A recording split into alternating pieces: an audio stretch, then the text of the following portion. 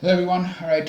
So today I'm going to be going over some basics, especially with trend, and show how it can be used as a trading approach. It's not really that hard, but it's something that you kind of lose sight of, um, but it works. So that's what I wanted to show.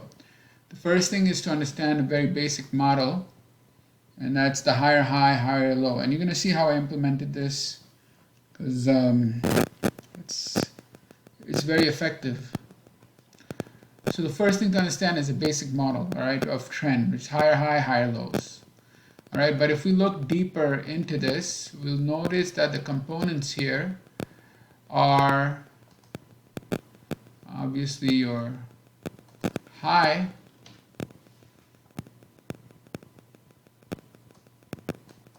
your low, and here you have a breakout, and then the breakout has follow through, right? Always has to have follow through. And then this is the top of a rally. So you can call it another high, but it's basically, how should I say it? High, low, high, or I'll just call it high. But the idea is this really, you could think of it also as rally, pullback, but don't forget that you need a breakout. All right, because breakouts basically create the rallies. Breakouts, it's not just a high, meaning if you have something like this, that's a high also, but it's not a rally. The rally needs to have a breakout with follow through, something like that. You cannot have a shortening of the thrust. All right, so just remember that. If this case is really bad because it shows no follow through, and basically the market will take out the low and then do this and then do this and then break out. So yeah, I don't want to get into complex corrections, but the idea here is it's high low, but not just high low breakout, follow through, higher high, or rally high, then pull back. All right, the pullback.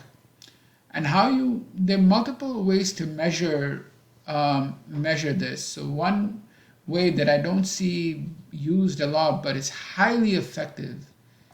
You guys all know about moving averages, and I'm not gonna. Oh shit! 1 second. So everyone knows about the moving average, right? But a highly effective method to check if the market is trending up or down is when these highs take out the Keltner. There's an indicator called a Keltner channel, which is one of the best indicators for trend. So what you do with that is you use an average. So if you, let's say, if you're using the hourly or higher, you should have like the 24 period or 20 period moving average at least. It should be at least that or more. And then this should be about, it's at least 2.5 to 3 ATR. All right, the top and bottom of the channel.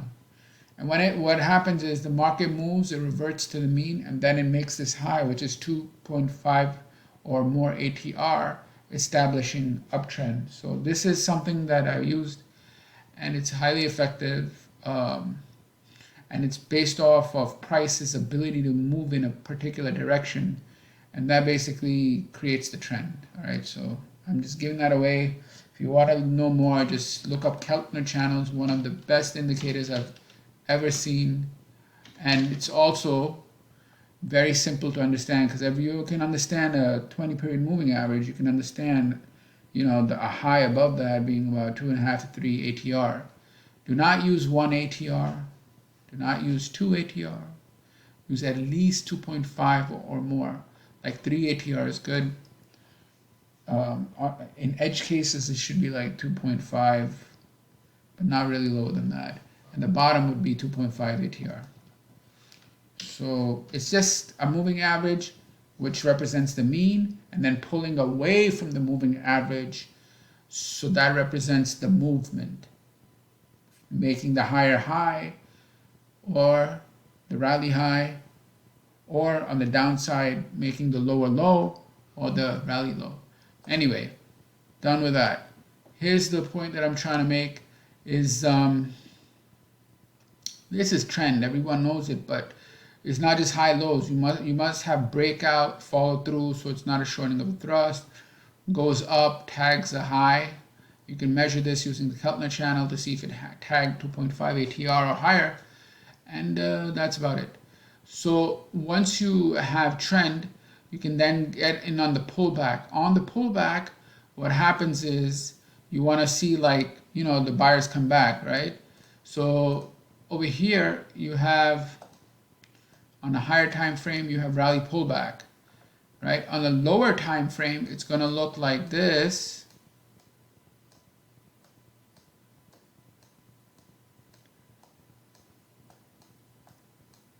This piece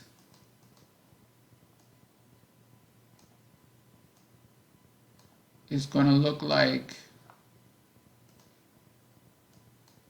that, and the turn here is going to look like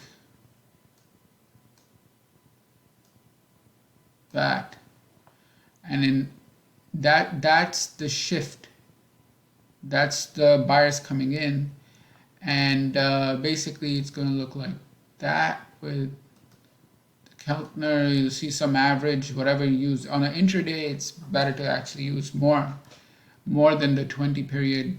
Like, you want at least 34 or 35, if not higher, right? And the lower Keltner will look like that, and the higher Keltner will look like that. It'll tag it, and that's when you have to see if basically it's broken the pullback and it's ready to go higher. So and this would be a change of behavior, so, or the shift of structure, there's a lot of terms, but basically it's a break of the downtrend to an uptrend.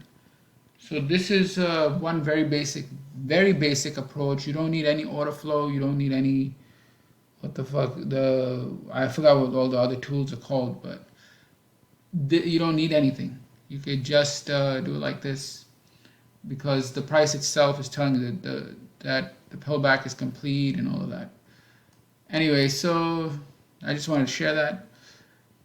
We're going to take a look at certain markets. Let's start off with the ES and crude. Remember, it's basically you have a breakout, and then you have a rally, and then you have a pullback, and then you have a shift of structure or whatever, change of character on the pullback, and then it does the same shit over and over again. I'll give an example. This is a good example.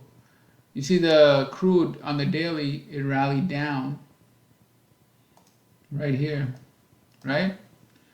Now, when it reversed on the daily, what do you think is going to happen on the hourly? It's going to shift. The structure is going to shift. So the pullback on the rally, the pullback after the down rally on the daily is going to have a change of character or change of behavior, which will initiate the pullback. All right, the pullback after the down rally will have the bear pullback, but that bear pullback will look like a uptrend on a lower time frame. So this is how it looks. After the bear pullback is done here, boom, boom, breakout. Breakout by itself, remember, can be a false breakout. You need a rally to have any legitimacy. All right, so what happened, because the breakouts, they could be up thrust and springs, even though they look strong, they have no follow through, and it'll go in the opposite direction. So I've seen them. I've look at all this. I know when it works and when it doesn't. So anyway, so it goes down. Now it's ready for the turn. Boom. Right there. There's your shift of structure, setting up the pullback after the bear rally on the daily. So the bear rally on the daily occurs.